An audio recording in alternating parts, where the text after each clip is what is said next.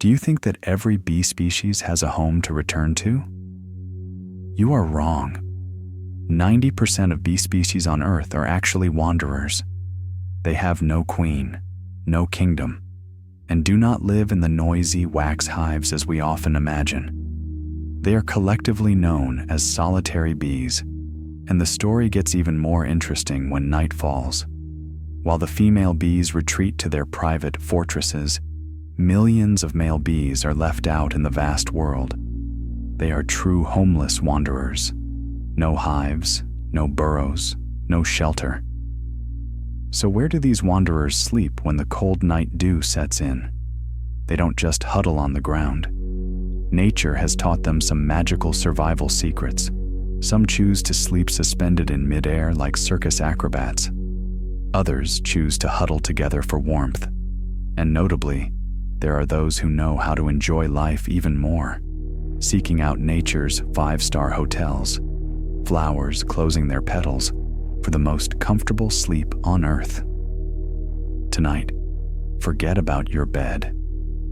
I will take you on a journey to find where these bees sleep. In the minds of most of us, bees are always associated with the image of a collective. We visualize teeming swarms of honeybees with their strict division of labor.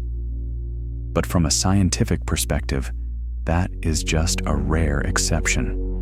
Look out at the vast meadows or the edges of the old forests out there. There exists a completely different world, a world of independence. That is the world of over 20,000 species of solitary bees. Solitary here is not the specific name of a species, but a lifestyle. They are like the freelancers of the insect world. No queen to give orders, no worker bees to serve. Each female bee is a queen, an architect, and a great single mother. When dusk falls, the world of these solitary queens begins to retreat into the shelters they have painstakingly built. The diversity of these homes will amaze you. About 70% of species, like the mining bees, choose the ground as their home. They dig deep, cool tunnels beneath the grass, creating absolutely safe bedrooms, far from the eyes of predators. But the remaining 30%, those who prefer heights, choose trees as their shelter. These are the mason bees, skillfully using mud to seal hollow bamboo stalks or cracks in stone walls. These are the leaf cutter bees, meticulously using their jaws to cut pieces of green leaves, rolling them into soft, cigar-like cocoons, and placing them neatly in rotting tree hollows. Or the carpenter bees, with their powerful jaws drilling deep into ancient tree trunks, creating wooden corridors fragrant with resin. Whether deep underground or high up in the trees, the female bees all have a place to return to, a door to close, separating them from the night. But look over at the male bees. Their story is completely different and somewhat harsher. When they emerge from their cocoons and fly away, male bees do not carry the instinct to build nests.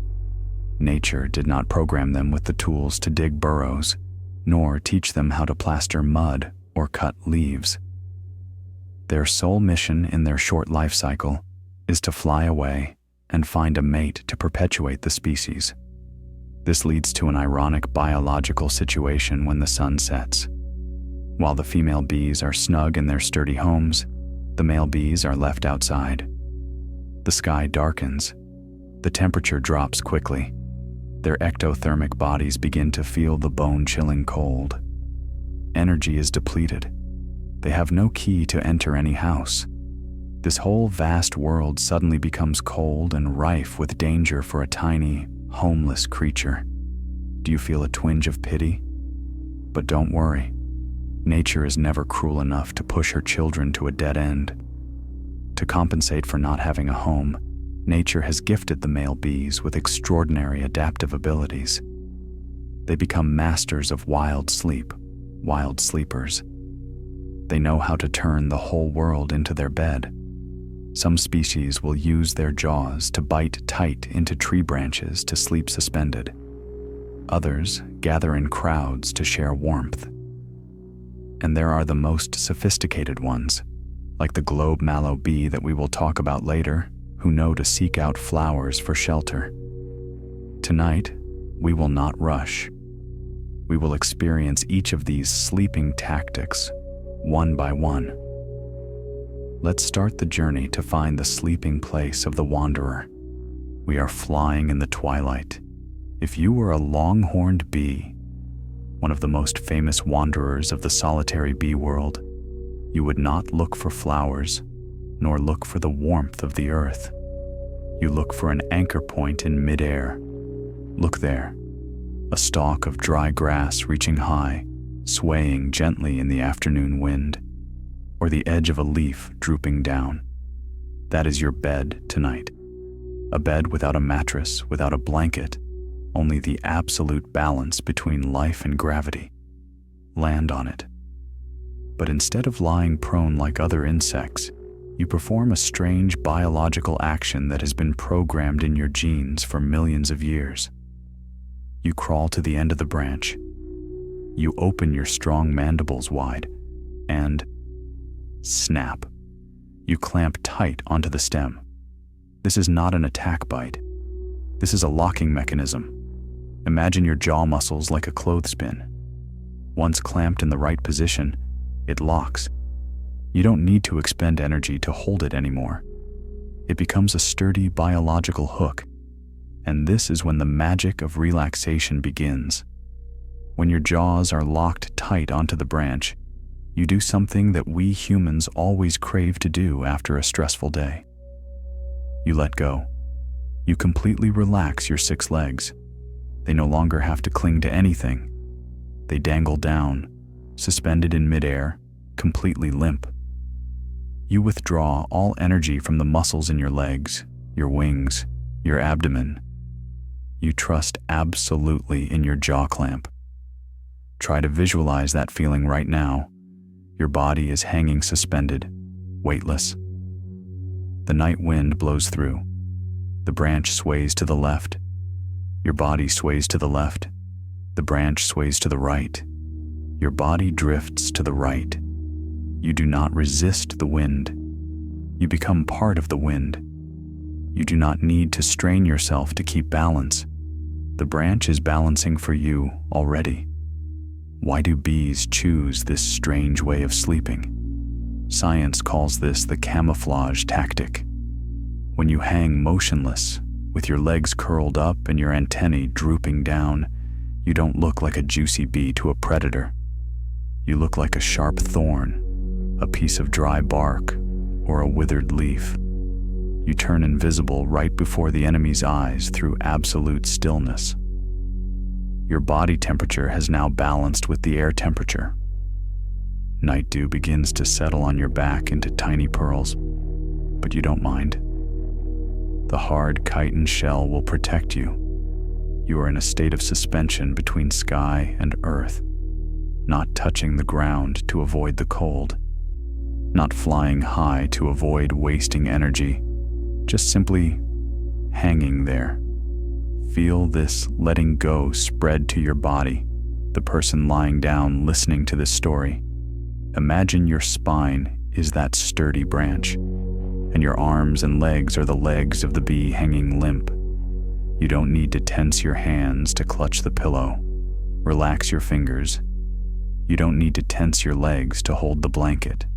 Relax your ankles. Let gravity pull your limbs heavy down into the mattress. Heavy and soft. In this posture, the longhorned bee enters a deep sleep state, dreamless, not worrying about whether it will fall or not, because the anchor, the jaws, has been locked tight. You also have an anchor. That is your breath. Your breath has locked you tight to this life, to this safety.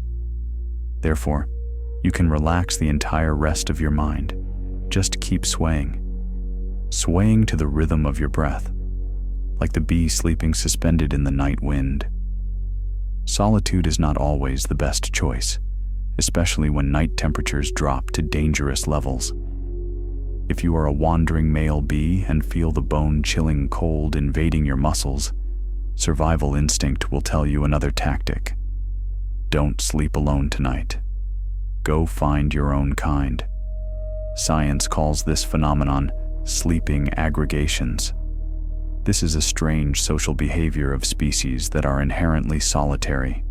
By day, they may compete fiercely for mates or nectar sources. But when night falls, all animosity is erased.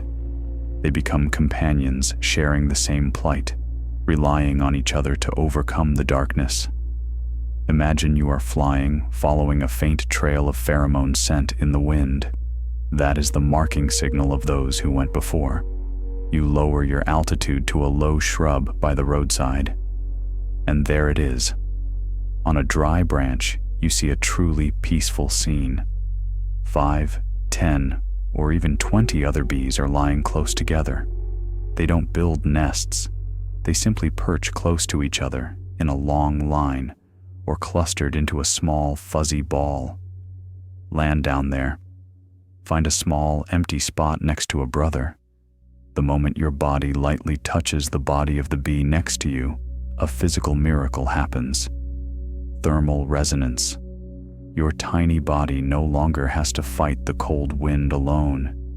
Heat from your body transfers to the one next to you, and heat from them transfers to you. The whole group forms a living thermal battery amidst the cold night. Warmth radiates from the soft fuzz, passes through the chitin shell, warming the tired internal organs inside. We humans also have this primal need. Do you remember the feeling of security when sleeping next to a loved one? Or simply the feeling of curling up in a thick blanket, being enveloped, being embraced?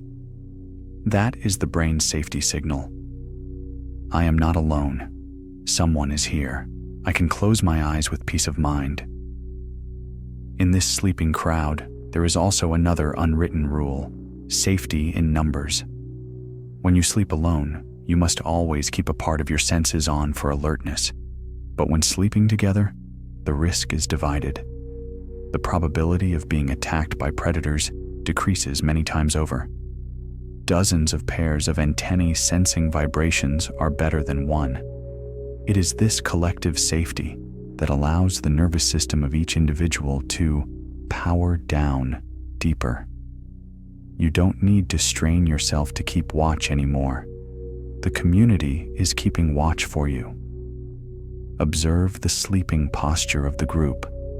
There are bees using their jaws to cling to the branch, but their hind legs relax and rest lightly on the back of the bee below. A physical connection full of trust. No one pushes anyone away. Every touch now is a sharing of warmth. The noisy buzzing of the day has completely ceased. Only the steady, rhythmic breathing of a whole collective remains. If you are feeling lonely in your room, visualize that branch. Imagine you are part of that peaceful crowd. You are being connected to the life around you. You are accepted. You are protected. The weight of loneliness is lifted from your shoulders. Now, when the body has been warmed by the community and the mind is reassured by the reliance, you begin to sink into sleep. A dreamless sleep anchored by the solidarity of nature. But what if you are a bee looking for even higher class comfort?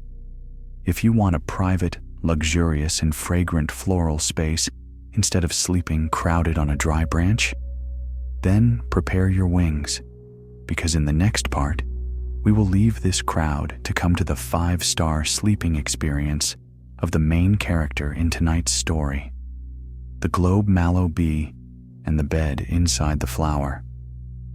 Let's gently step away from that crowd gathering on the dry branch. Although sleeping together provides warmth, it isn't the most ideal place to rest. If you are our main character tonight, a bee of the genus Diodasia, instinct won't let you sleep in such an open spot. Why? Because you are not a random wanderer. You are an expert of nature, Your ancestors signed an exclusive biological contract with a single flower species. This relationship is so tight that you were born for it, you live because of it, and you sleep inside it.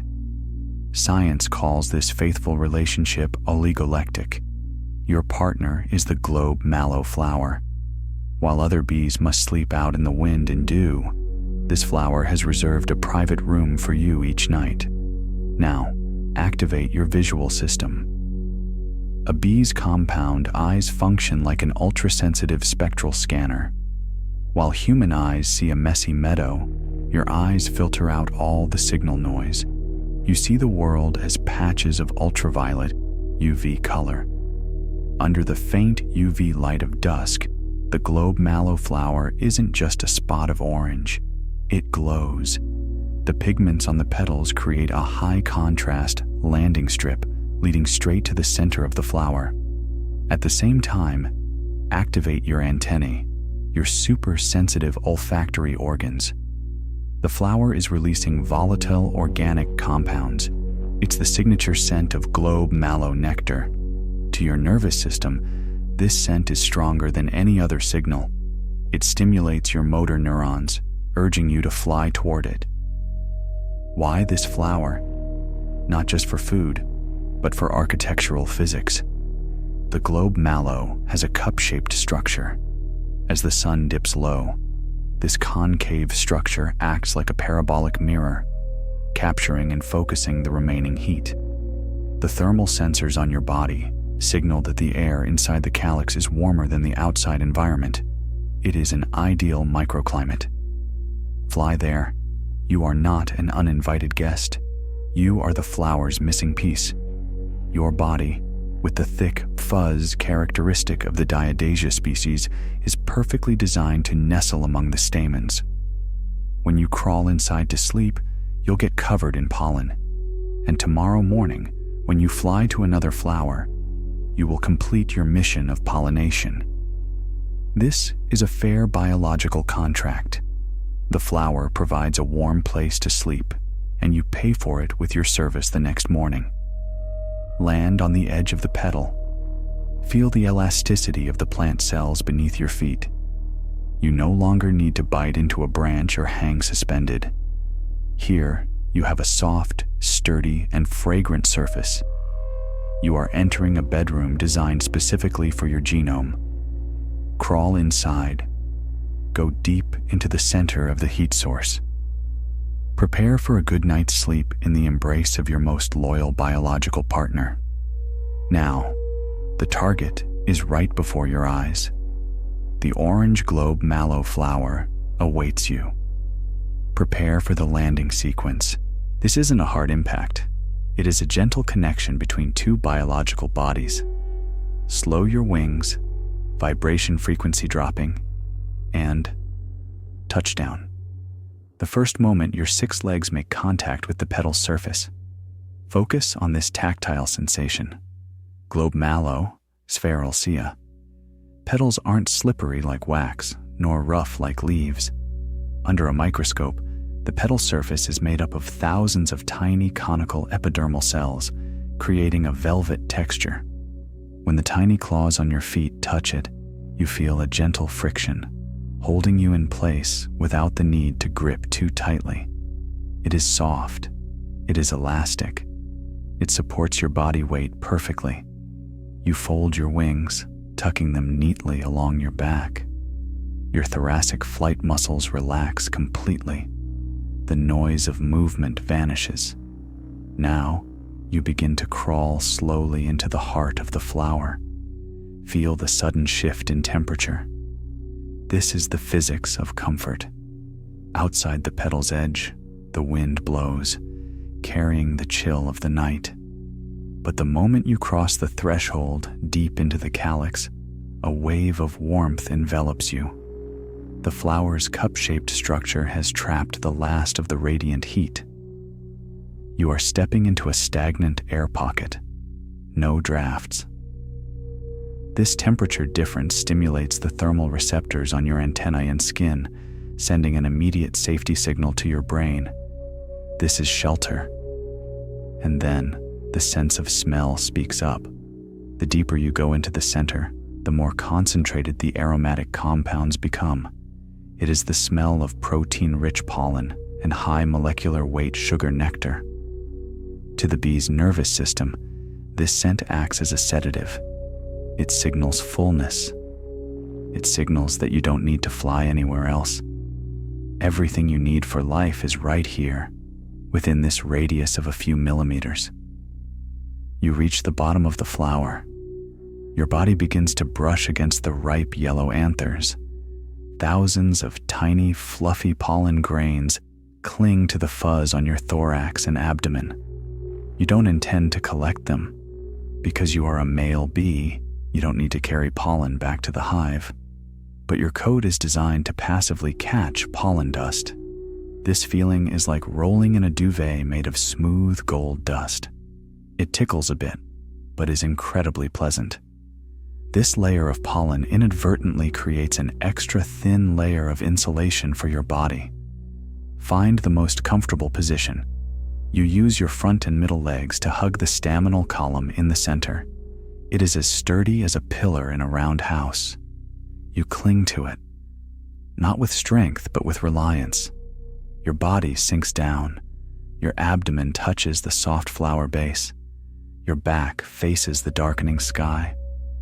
You are nestled in the womb of this plant, a perfect union between animal and plant, between the seeker of shelter and the provider of shelter. Stop here for a moment. Do nothing. Just feel the contact at every point on your body. Legs touching the stamens, abdomen touching the pollen, warm air touching your back. All senses are satisfied. Now, as your lying position has stabilized within the flower, biological instinct urges you to perform one final ritual before sinking into sleep: grooming. For a bee, this isn't about vanity. This is serious preparation for survival. All day today, your body has collided with thousands of surfaces covered in dust and excess pollen. Your senses have been overloaded with signals. Now is the time to clean them. It is time to power down the information reception ports. Observe your front legs. On the tibia, there is a special anatomical structure called the antennae cleaner. It looks like a small semicircular groove lined with stiff hairs like a comb. You gently lift your leg, tilt your head, and place the left antenna into that groove. Pull gently from base to tip. Swipe and release. Feel the gentle friction. This biological comb is brushing away every grain of dust clinging to the olfactory receptors. All day today, these antennae have had to analyze millions of scent molecules: the smell of flowers, the smell of wind, the smell of kin.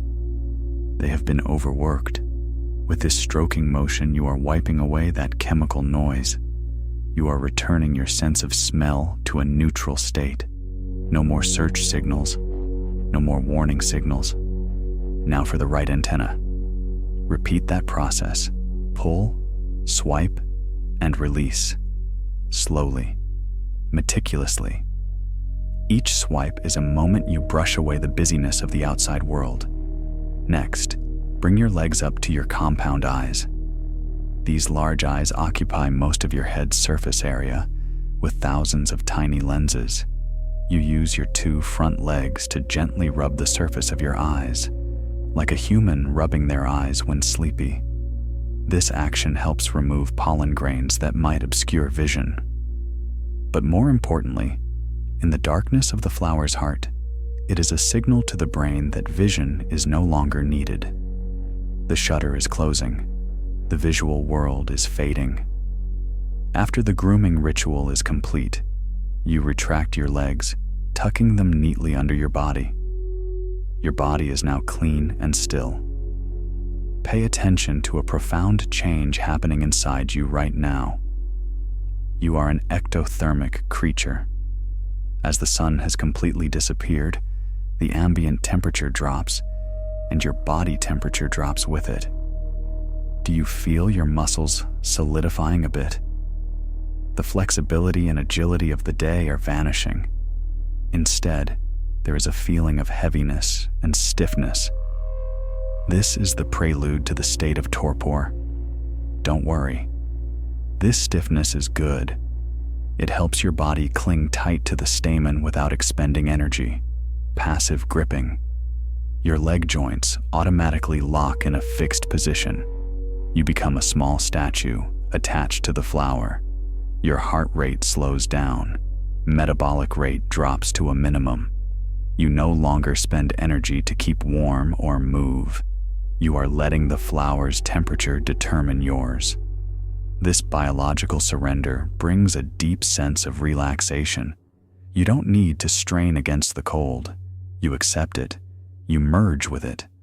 Body heavy, mind empty, senses cleaned and closed. You are ready for the next spectacular event, when the giant bedroom door begins to close.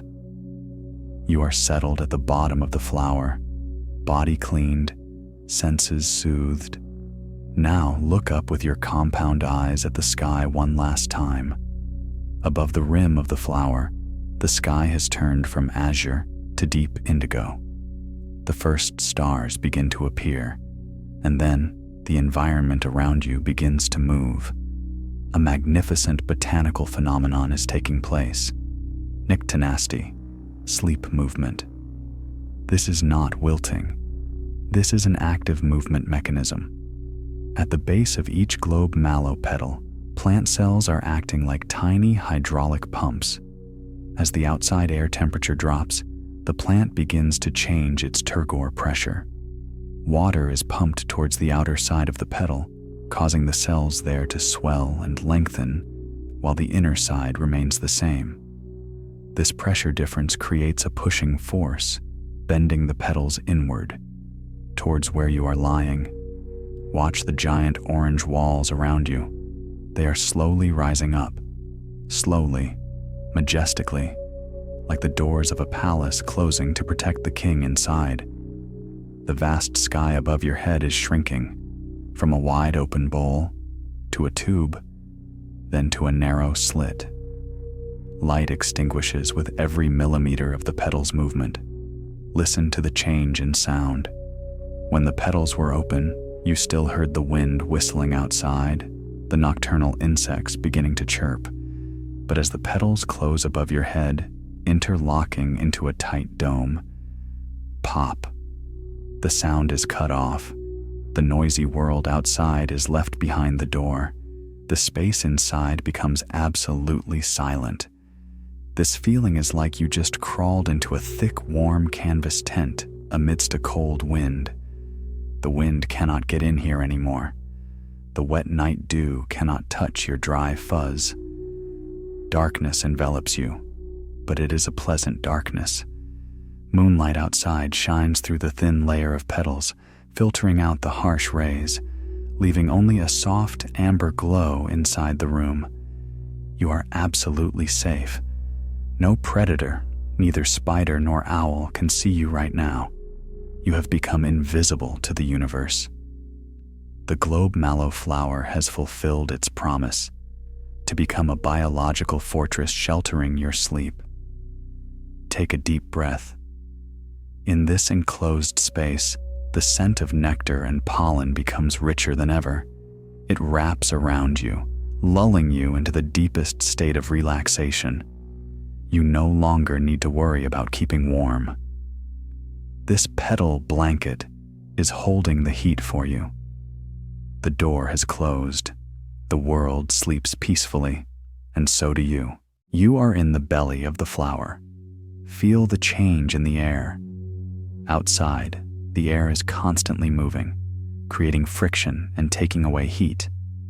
But here, you are enveloped by a stagnant air cushion. The air stands still. It thickens, wrapping around your body like an invisible, warm gel.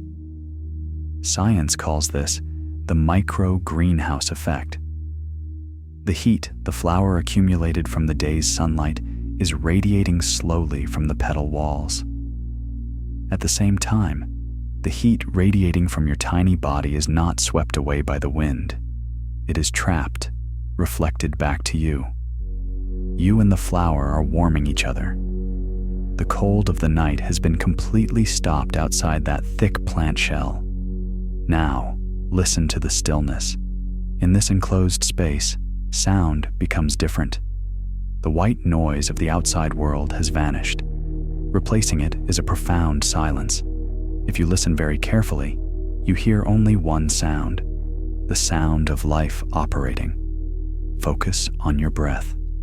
Bees do not breathe through noses.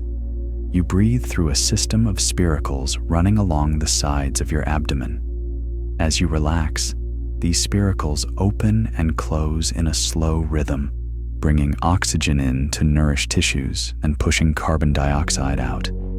Imagine your abdominal muscles inflating and deflating, slow, very slow, in rhythm with the flower's gas exchange. Plants also respire at night.